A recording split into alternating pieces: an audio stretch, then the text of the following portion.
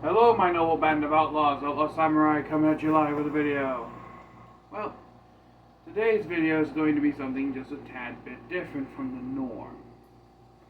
And that's going to be a topic that sellsword arts brought up as I scrolled through shorts today, and that is archer versus swordsman.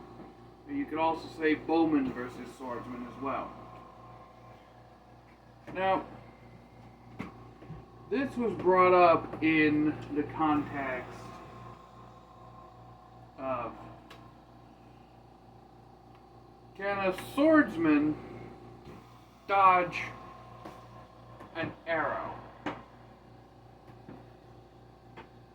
And the short answer is yes, but also no.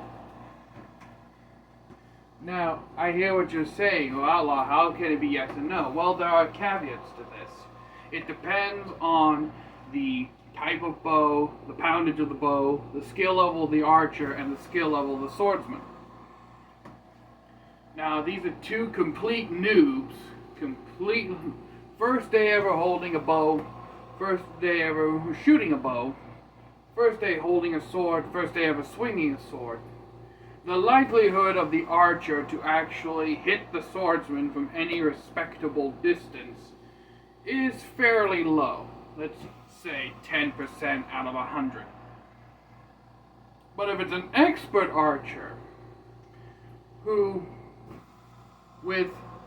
has a consistent track record of being able to shoot the eye of a horse out from 50 yards, versus a master swordsman who's capable of, let's say, and this is a feat that normally can't be done, but let's just say for this hypothetical situation to make them of equal stature, the swordsman is able to decapitate a horse in one swing.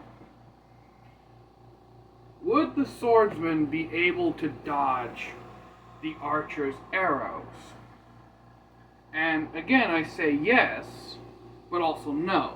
Because there's one other caveat that I didn't mention before, and that is the range to which the archer and the swordsman are.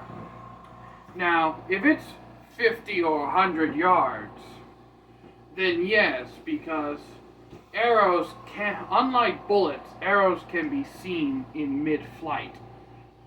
And arrows can be dodged even before they're fired. Let me explain. And I'm not going to stand here and say that this can easily be done with bullets, although it can also be done with a gun as well. But it's a lot more challenging. And I'm actually going to use gun shooting logic that also translates back to bow shooting logic. In fact, originally, every bit of logic that involves aiming a gun was originally used on bows and crossbows. And what I'm talking about is, especially in sports where you're shooting moving targets, like, let's say for example, duck hunting. When you aim your shotgun, you actually put the shotgun in front of the ducks. What do I mean by this? Let's say my left hand is a duck flying through the air, and my right hand's a shotgun. I actually put the shotgun a little bit in front of the duck so that when I fire, my bullets end up meeting the duck within that line of fire that I have taken. It's exactly the same with bow and arrow. Whenever you're trying to shoot a moving target, you want to actually aim in front of the target, so that by the time the arrow reaches the target, and the target runs in front of the path of the arrow, they will intersect at one point. This is what I mean by a swordsman can both dodge and not dodge an arrow, because even fired from a war bow, you can still see an arrow flying through the air, especially if you are cognate about it. Like, if you see it out of the corner of the eye, it may just appear like a quick little wisp, like a bee or a dragonfly. But if you are cognitively aware of this, as you are seeing the bow, seeing the arrow and everything in real time, don't worry, I'm shooting at an empty cardboard box and I'm not pulling this back anywhere near strong enough to damage anything.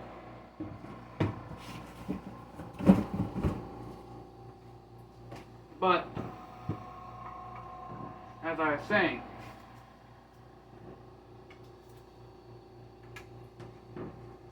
if you are cognitively aware of this, and the archer fires, you can track that arrow through the air and dodge it, especially if the arrow has to take time to reach you. Now, anything beyond 50 yards is pretty much a guarantee ability to dodge, I would say, especially out of a war bow or out of a hunting bow, which this is. This is only 60 pounds. 60, 65, I forget what it was when I bought it. I have to get out my weighing device and weigh this thing. But once you get into that 50-yard threshold, that's where it starts to get more difficult. And 30 yards is pretty much a dead zone in most instances. However, there is a silver lining for the swordsman that comes in the form of being able to parry or cut in half the arrow coming at you. And I know what you're saying, oh, outlaw, no one's going to be able to cut an arrow out of mid-flight. Not only and I hear you, okay, it's not easily done, but it can be done. I don't have video of it because this is before I started my channel, but when I was younger, me and my friends took one of the bows that I handmade. It's a weak little bow, and we rolled up a sock and duct taped it to the end of an arrow, and we tried to knock it out of flight. We did it a couple of times. But, again, low poundage bow. Naturally, a war bow is going to be a lot difficult because it's a lot more powerful and the arrows fire a lot faster. Especially if that war bow is like this Turkish style horse bow. Because these end pieces actually help pull the bow back and store more power per shot. The reason there's duct tape on one of those is because the string's fraying. But in any case, so the swordsman, if he's skilled enough, and this not only comes from Japan, there are historical Western accounts in Europe of swordsmen being able to cut an arrow out of mid-flight. In Japan, it's an actual test of skill, where the swordmaster will have one of his students fire an arrow at him, and he will perform a bato jutsu technique of drawing the sword and cutting the arrow in mid-flight. Or he will have the sword already drawn and then cut the arrow, which is more realistic in an actual combat situation. But it can be done. Not easily, but it can be done. So let's say that these two master warriors, the master archer and the master swordsman, had to fight each other. The archer has pretty much every textbook advantage in combat. He has range, he has multiple shots, and he can keep the swordsman at bay because of the arrow. Especially because the swordsman would know that as he gets closer to the archer, he puts himself in more danger. However, there's another caveat. Once the swordsman closes the distance enough, this no longer becomes viable. So anything past the 30-yard mark if the swordsman's running full tilt and hasn't been shot at all yet, then the archer will actually discard the bow and draw his own sword. Medieval European archers, especially English longbowmen, were usually armed with their bow, their arrows, the kit to repair the bows, the arrows, make new arrows, all that good stuff. But they also had, at times, an arming sword, also affectionately called an archer's sword. And the reason it was called an archer's sword was because it was wielded by an archer. It's like a little nickname. They would also occasionally have bucklers. So they would discard the bow and they would pick up their sword. They would also be armed with hatchets, maces, warhammers, pretty much any kind of secondary weapon they could get once they got into melee distance. Because the way sellsword arts showed this was kind of unrealistic. They were trying to say, could you dodge an arrow at point blank range? And if I'm standing 5 feet in front of somebody and they have a bow and an arrow, and I'm standing stationary, they don't have the bow at full draw. The moment they start drawing, I'm going to swing my blade full tilt and aim for one of 3 things. Either I'm going to aim for the bow body itself, I'm going to aim for the bow arm that's holding the bow, or I'm just going to try to thrust directly through past the bow and the arrow and try to stab the dude in the chest. Now, realistically,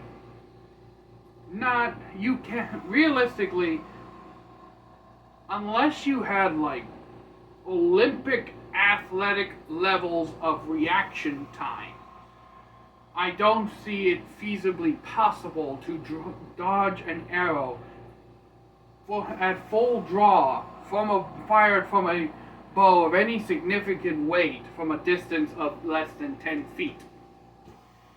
But then again, this also applies to guns as well, because at a certain distance, guns no longer become effective. You can ask a lot of gun carriers, why they carry both a gun and a knife. Because once you start getting into a grappling situation, that gun does not become very useful for the simple fact that if your opponent has your gun, you have your gun in your hand and your opponent has your arm up here, and they start bashing your hand to get you to release it, then what are you going to do? It's not going to help you much. Same thing with a knife.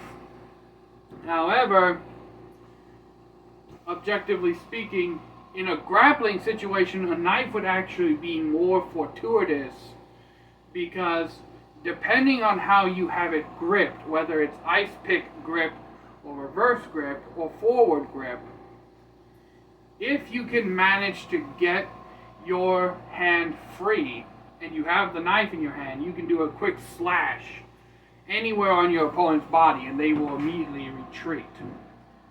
Or they will let go of you to avoid getting cut, unless they're overflowing with adrenaline. Now I hear you saying, well, outlaw, I could do the same thing. I could just go pick up the gun and then shoot them from distance. You can do that, but if your attacker is very serious, you'd be better off to just immediately reach for the backup knife. And here's why. It takes time to turn around, find the gun, go to where the gun is, pick it up, turn back around, aim and fire. And in all that time, let's say a solid 15 seconds pass.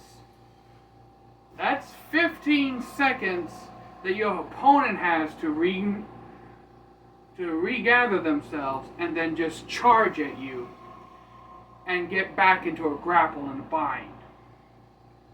Whereas if you had drawn your secondary, your knife, you have now become just as lethal close range as you would be with a gun long range. Because just like it only takes one bullet, it only takes one knife stab if you stab in the right place. Now, am I saying that the swordsman would 100% of the time defeat the archer? No. Am I saying that 100% of the time the archer would defeat the swordsman? No. Because there's too many caveats to just simply say that you could never dodge an arrow from point blank. You can always get lucky. The archer could be completely incompetent for all you know. The archer could be the living embodiment and reincarnation of fucking Robin Hood for all you know.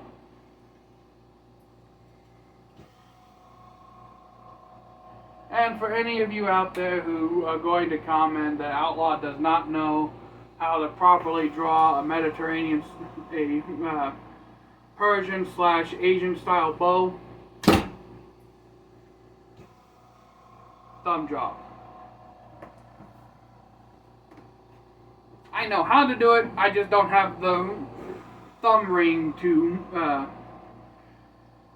do it and aim properly. That's why I tend to stick to Mediterranean style.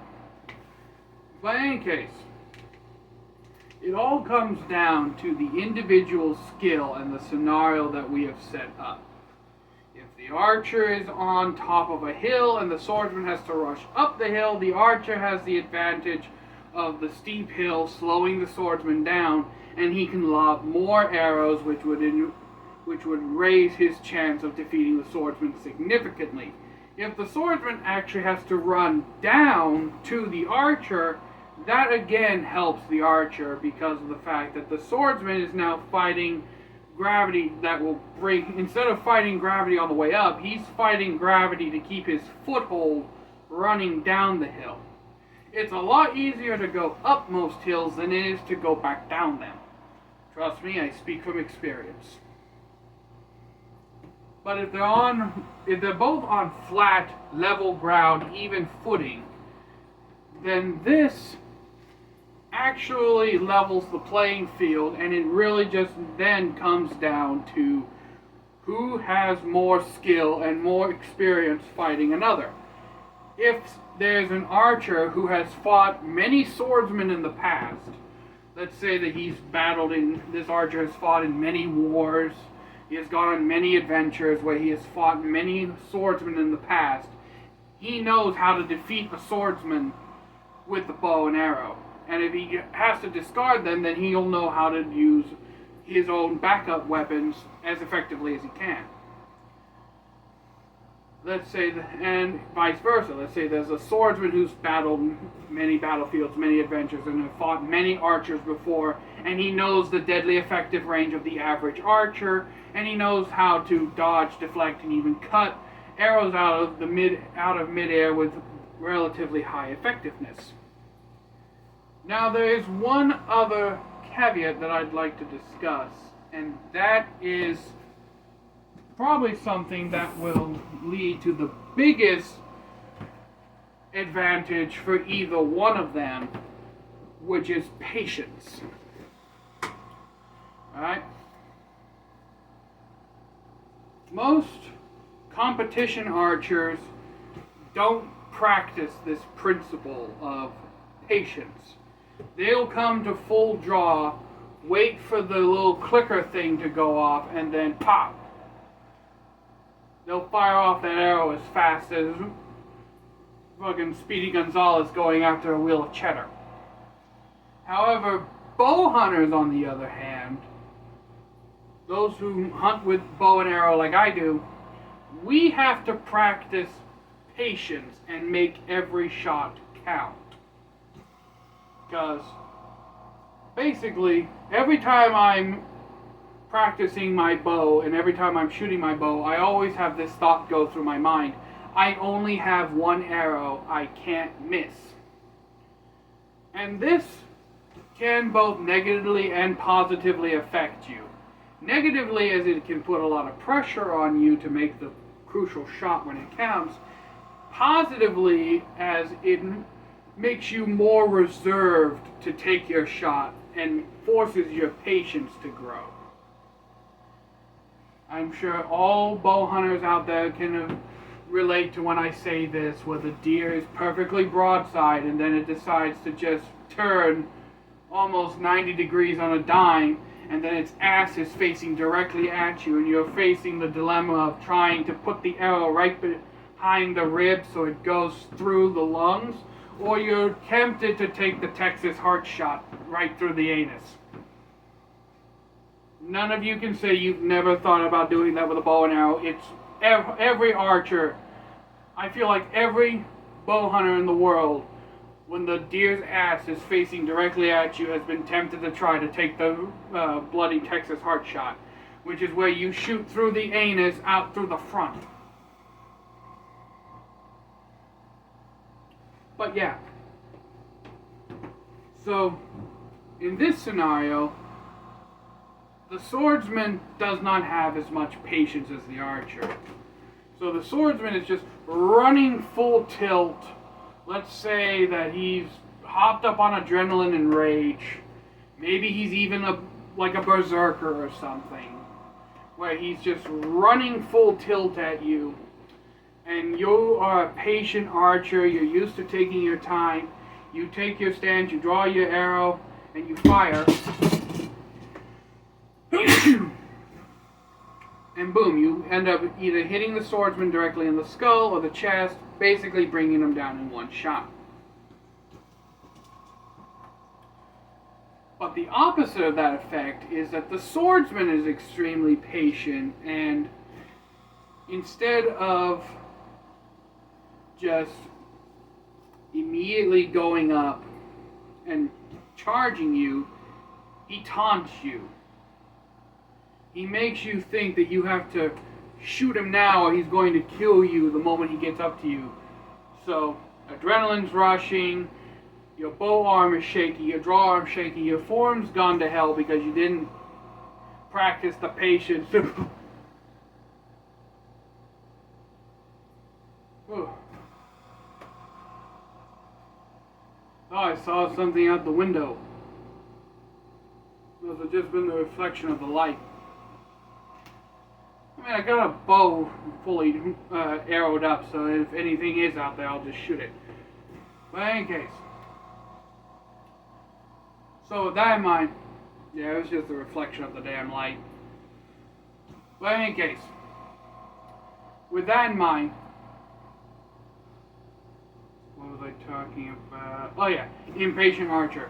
So in this instance, the archer would be panicking. He's trying to fire as many arrows as he can. And let's say he's getting a good rhythm off, panicked as he is.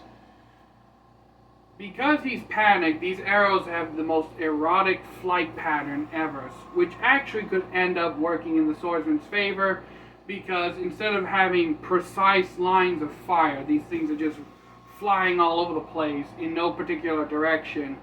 Swordsman manages to get through this volley and up to the archer and then just kills him. That's what not having patience for your shot does. Now, there is also one final caveat that could almost ensure that the swordsman wins this fight. And that is something I saved till last because it's a very important caveat and would be an extremely important advantage to the swordsman, and that's full plate armor. Alright? Bodkin-tipped arrows can actually go through full plate armor. They actually can. But nowhere near as effective as movies like The Lord of the Rings or any medieval fantasy will have you believe. Most bodkin-tipped arrows, if they do go through full plate armor, is one of two things. Either the armor is thinner there, which armor tends to thin out as it goes from the center of the chest up and out. Or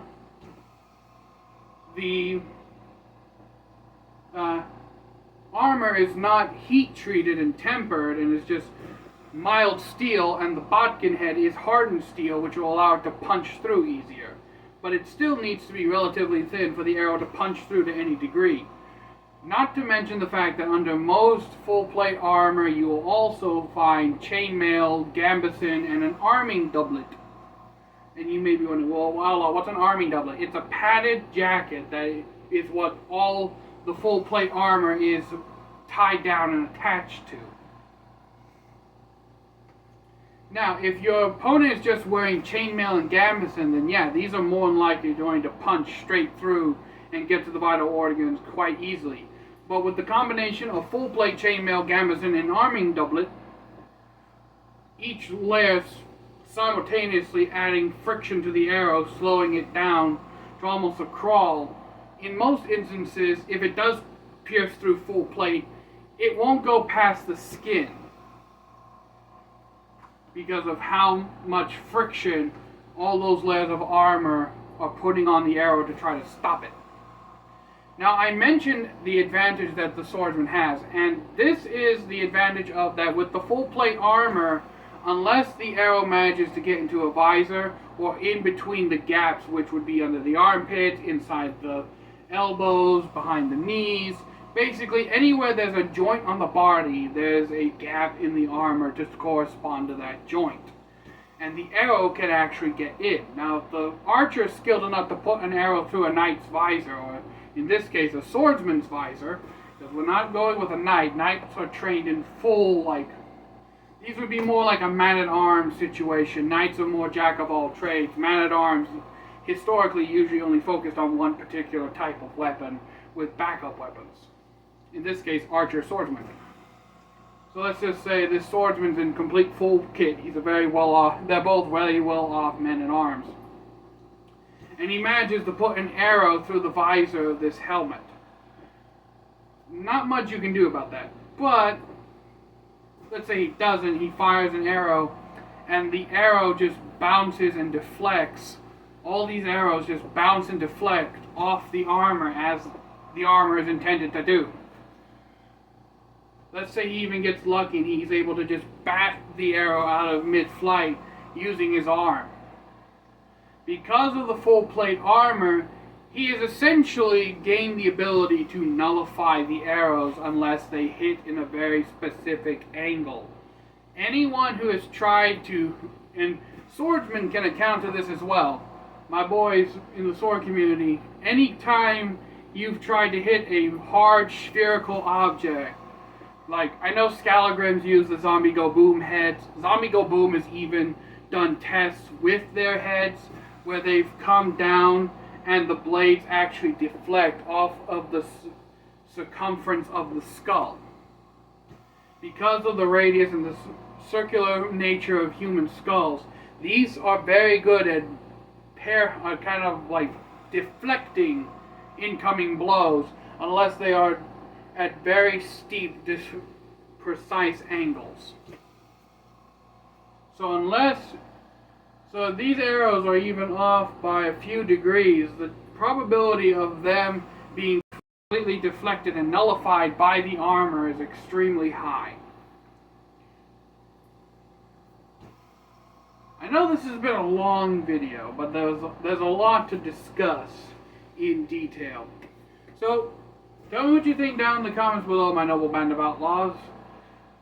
You think I'm talking on my ass? If you think that I'm adding valid points to this, and leave them down in the comments below. If you're a professional archer, tell me if I screwed up anything.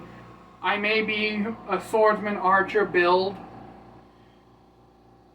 myself, but my archery ability is nowhere near to the same level as my sword ability. So let me know down in the comments below. Until next time, my noble band of outlaws, outlaws, right to all y'all be crazy rednecks. Be safe and use your weapons. I'm out. Peace.